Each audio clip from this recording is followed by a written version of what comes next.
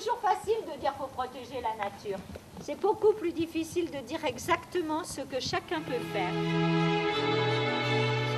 Ne pas jeter des déchets dans l'eau de la rivière. Fermer les robinets, éteindre les lumières, ne pas arracher les écorces des arbres, trier ses déchets sont autant de gestes sur lesquels se sont engagés les élèves d'une classe de CM2 de l'école Paul-Éluard dans leur quête du développement durable. Des messages manuscrits que le public de la Foire verte du Mûrier avait pu découvrir en juin dernier sur l'arbre à messages. Ce dernier est depuis redescendu de la colline et a trouvé sa place dans la cour de l'école, non loin d'un autre arbre, bien réel, celui-là.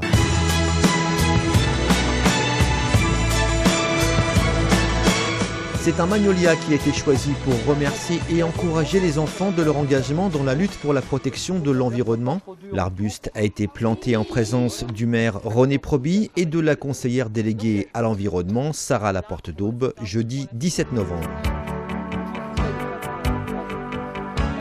Une plantation effectuée par les enfants, dûment conseillée et encadrée par les jardiniers municipaux. Donc on plante à cette époque parce que l'arbre, on va le mettre en terre, il va faire un petit peu des racines et au printemps, quand l'arbre va vouloir redémarrer, refaire des feuilles, les racines auront commencé à pousser en terre et l'arbre pourra pomper les énergies qu'il a besoin pour pousser, c'est-à-dire l'eau, les sels minéraux et puis l'oxygène. Pour la directrice et institutrice Annick Lavigne, ainsi que pour ses élèves, cette plantation représente l'aboutissement d'un travail fait d'études, de débats et d'ateliers qui avait commencé l'an dernier. Alors à l'école Paul-Éluard, on travaille régulièrement sur l'énergie. Tout ce qui touche l'énergie, d'abord c'est dans les programmes de sciences. Et puis l'année dernière, les 3 classes de cycle 3 ont travaillé avec l'AGEDEN justement pour travailler sur ce que c'est que l'énergie, le développement durable. Et quand on est un enfant de 10 ans, qu'est-ce qu'on peut faire à son échelle? Donc ces enfants-là, l'année dernière, sont partis en classe transplantée au Mûrier. Et c'est entre le travail de l'AGEDEN et le travail au Mûrier que ce projet est né. Maintenant, c'est la concrétisation du travail en fait de l'an dernier.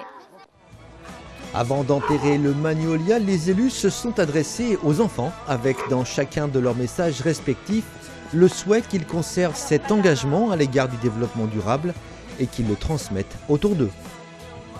C'est vrai que je trouve que quand on voit toutes ces mains, ça prouve bien que, qu'il y a une prise de conscience et que de plus en plus de gens se sentent vraiment concernés par la question de la protection de l'environnement, de la biodiversité, etc.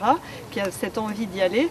Après, bien sûr, ce qui est important, c'est que cette envie citoyenne que chacun peut avoir, vous les enfants et puis nous les adultes, qu'elle rencontre aussi face à ça des solutions et que les États, les différents pays dans le monde, la France, les villes prennent aussi la responsabilité pour que ce soit possible de préserver l'environnement. Ça témoigne de votre préoccupation de l'avenir de votre cadre de vie, mais aussi de la planète, comme je disais tout à l'heure.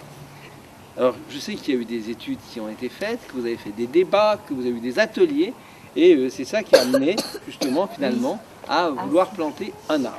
Parce que c'est un symbole d'un acte de l'environnement à portée de main, afin de prendre conscience de la valeur de cet arbre et aussi de sa vulnérabilité.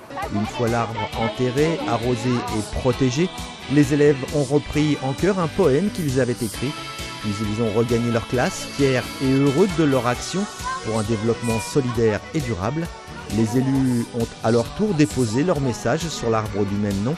Quant au magnolia, témoignage d'un engagement, nul doute qu'il contribuera à transmettre le message à sa façon aux nombreuses générations qui prendront soin de lui. Le premier arbre, c'était lors de mon premier arbre. J'avais beau le sentir en moi, il me surprit par tant de branches. Il était arbre 1000 fois.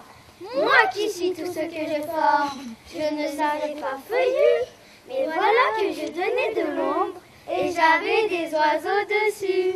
Je cachais ma sève divine dans ce fût qui montait au ciel, mais j'étais pris par la racine.